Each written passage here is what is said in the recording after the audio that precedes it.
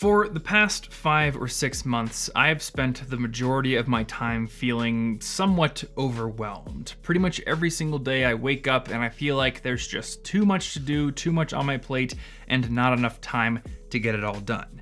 And this is a situation that I really can only blame myself for. For about the past 6 years, I've been a self-employed entrepreneur, which means there's no boss breathing down my neck. There's nobody specifically telling me that I have to get things done because they want me to do them.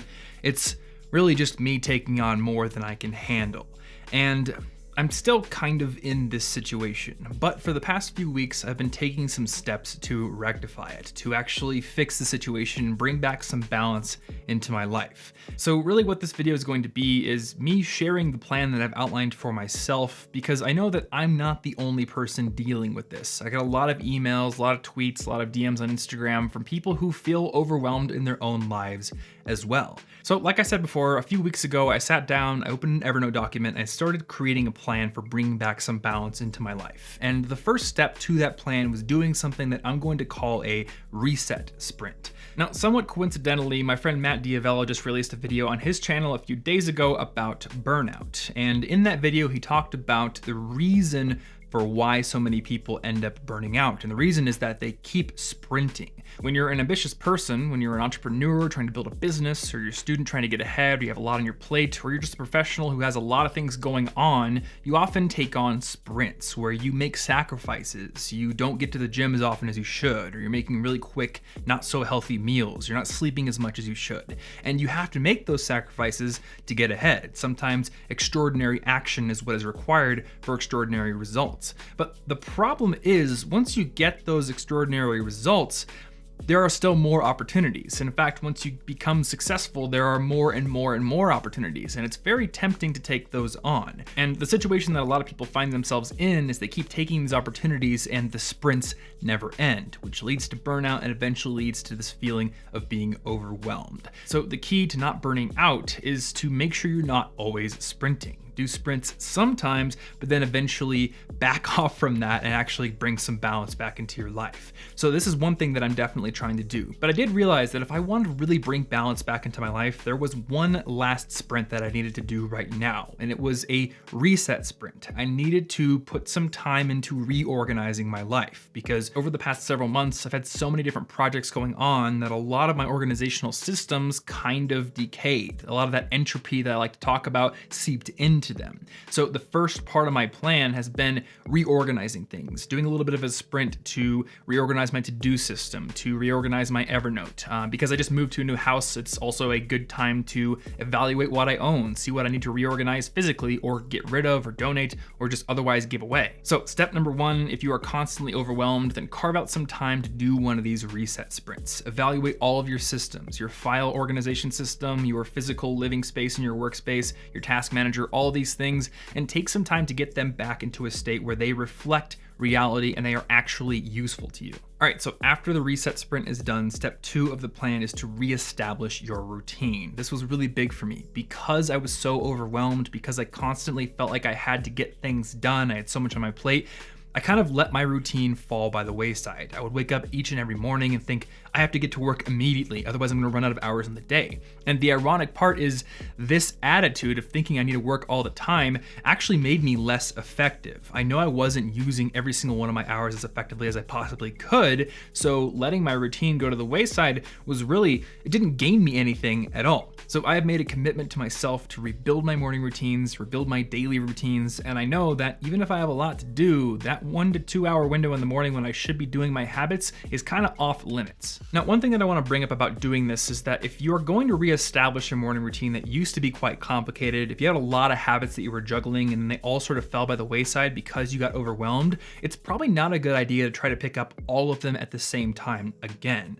And there's a concept from one of my favorite books, The Motivation Hacker by Nick Winter, called Success Spirals. And the author talks about how when you're building new habits, you have to start small and eventually you prove to yourself that you can remain consistent on a small number of habits, or something that's kind of a small commitment. And over time, you add more and more difficulty. You maybe take on more habits, or you add more difficulty to habits that are already in your routine, and you kind of spiral up. But crucially, if for some reason you fall off the horse, you're probably not going to be able to climb back on it at the exact same level you were. You have to go back to the beginning of the spiral and start easy again. Now, some people may be able to climb right back up and do exactly what they were doing before, and that's great. But if you try it and it doesn't work, then go back to basics. Establish a really simple morning routine or a really simple set of habits. Prove to yourself that you can do those going forward, and then slowly work your way up from there. So in my case, that meant number one, getting on a habit tracker once more, and I'm personally using an app called Strides for this. But number two, establishing a morning routine that was really simple at first. It was just waking up early, drinking a glass of water,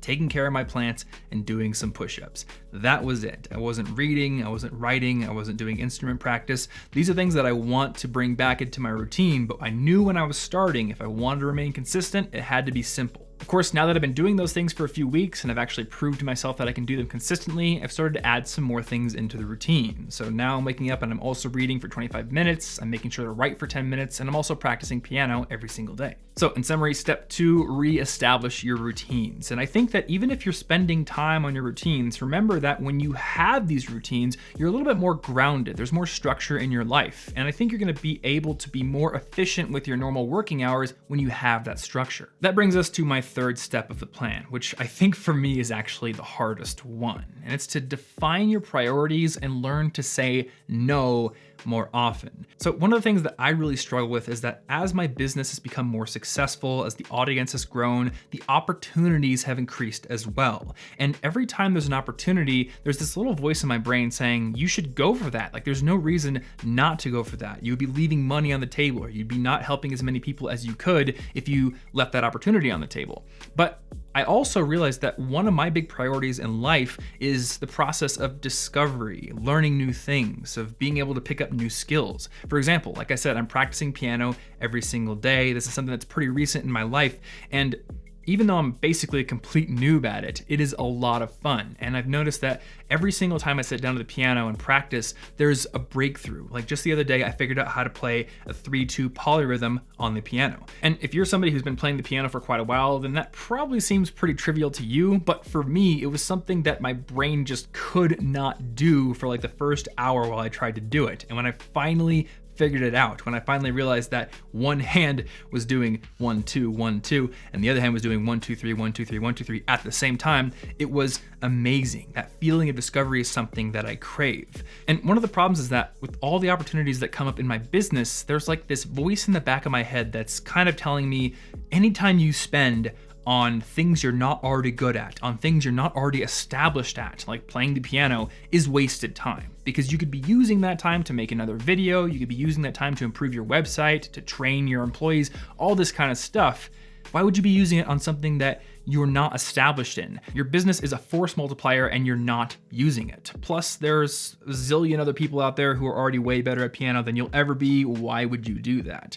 And this voice is toxic. And I realize that if I continually listen to it, if I continually put all my time into my business just because I feel that the force multiplier is there, just because I feel like there's more opportunity there, I'm going to burn out. I'm going to feel overwhelmed because the desire for discovery is not going to go away. It's just going to be kind of stifled, but it's still going to be there and it's still going to cause me stress. So step 3 of the plan is to say no to more opportunities in my business, even if they are lucrative, even if it seems like I would be a fool to leave them on the table. I have to learn to say no because I need to have priorities. And one of those priorities is the joy of discovery. So I've actually printed out a list of my current priorities and I put it on the wall right there. And it says, practice piano, get back to a weekly schedule on the YouTube channel, make sure I'm doing the things that are actually important to me, and say no to anything that is going to block those. So hopefully this was helpful in some way to you. And just to summarize really quick here, step 1, do a reset sprint. Get your systems back in order, be they physical